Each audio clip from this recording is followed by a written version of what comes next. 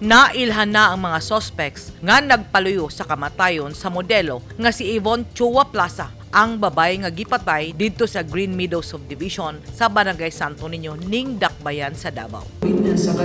Nadayon na usab ang kaduhanan na Oktaba nga press conference kaganyang udto. Kuyog ang mga kadagkuan sa 10th Infantry Division sa Armed Forces of the Philippines, National Bureau of Investigation, Philippine National Police Regional Office ug Davao City Police Office. Kinsa ba ang mga personalidad nga nagpaluyo sa iyang kamatayon? Nganong kaduhaman wala madayon ng press conference nga unta ni adtong Lunes pa man nagpatawag ug kagahapon ug kaganina nadayon na gayod. Giangkon sa Special Investigation Task Group Plaza nga nadugay sila kay daghan og gipangita ang City Prosecution Office nga mga dokumento nga nagpamatuod nga lig-on og 00 na kung sure na ang gipasaka nga kaso og lig-on ang ebidensya batok sa mga suspitsado. I think we have a very strong case and we really helped the prosecutor's office, the one who's responsible for prosecuting this crime. We provided them all the necessary evidence to prove that indeed the person responsible for the death of Yvonne Chua Plaza are the ones we charged in court.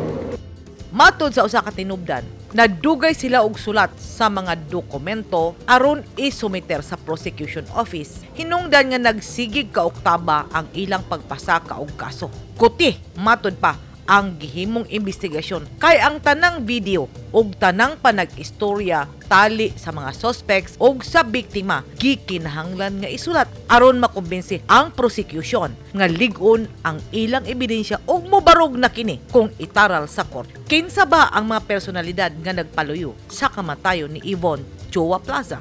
Kung atong basyan ang resulta sa investigasyon sa SITG Plaza, ilang ginganlan nga principal suspect si General Jesus Durante III. Si General Jesus Durante III kani commander sa Presidential Security Group, kani brigade commander sa 101st Infantry Brigade dinhi sa Davao Region, graduate sa Philippine Military Academy Class 1992 ug iyang gikuha nga consultant si Yvonne Chua Plaza sa dihang naglingkod pa kini sa PSG.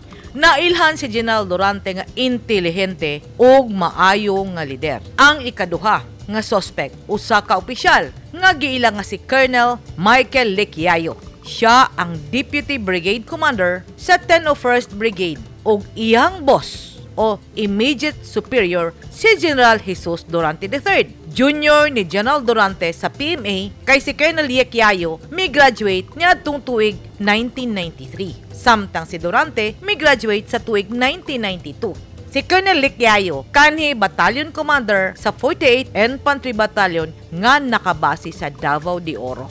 Nakasuhan usab ang laing 8 pa ka sundalo o gisangat na sa City Prosecution Office ang kaso.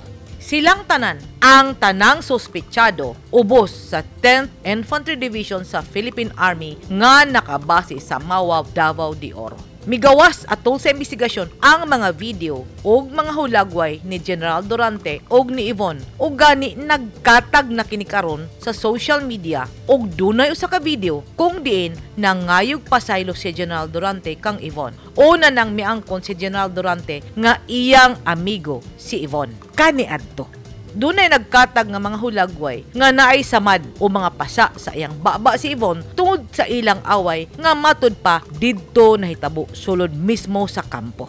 Dunay identification card si Yvonne sa iyang pagka-consultant sa PSG, samtang si General Durante ang commander sa PSG. Matud ni General Celo, ang mga video ug hulagway maoy nahimong giya sa investigasyon sa kaso ug ang mga witnesses maoy nagtudlo sa mga suspitsado. Ug ilang natahi hinungdan nga ilang gipasaka ang kaso.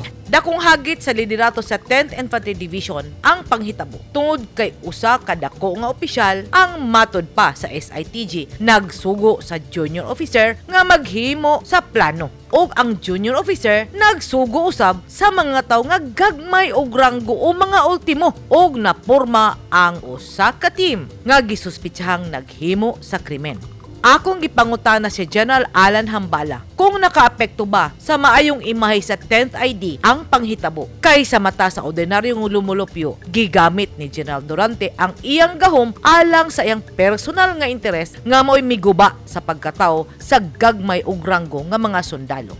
Ang palaging sinasabi namin, Commander, ng aming CGP, we are a professional organization. This is not a service-related case. No?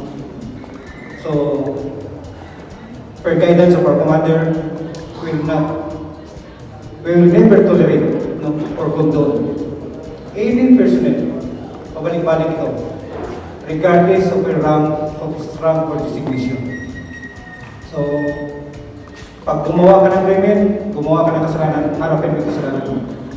Matod ni General Hambala, professional nga organization ang AFP ug dili kini mo konsenter sa mga hiwi nga hinimuan.